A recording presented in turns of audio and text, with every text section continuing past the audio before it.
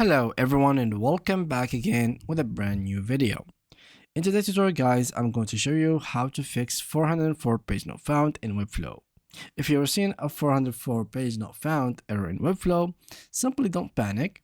Your site isn't broken. This guide will literally show you how to fix it. It's simply few issue that comes down to publishing, page settings or domain name. So a 404 error means Webflow can't find the page or the URL that you shared.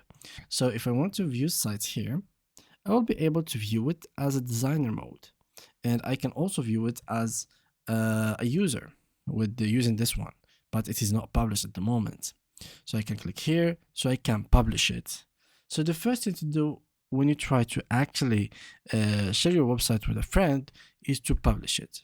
Here, as you can see, it is published a few seconds ago. In case it was unpublished, just like so, your site will not be opened and the 404 error will be shown to your friends, to you and other people. The second thing is to check the page slug URL.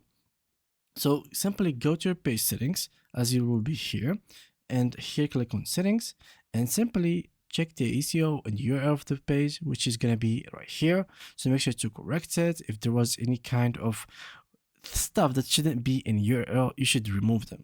Like for example, some symbols that they don't really exist in here, you should literally just remove them. The third thing that you need to do is to check your CMS collection page issues.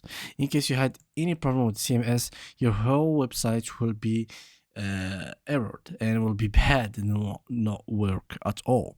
So go here, check for status and check for any CMS problems. So if there was anything that has any issue here beside published, then you should either delete it, stop it for a while, or simply try to fix it. Once you're done, go back to your site and publish it again, and this should solve the issue for you. And that was it guys for today's video. Thanks for watching and see you guys in the next upcoming videos.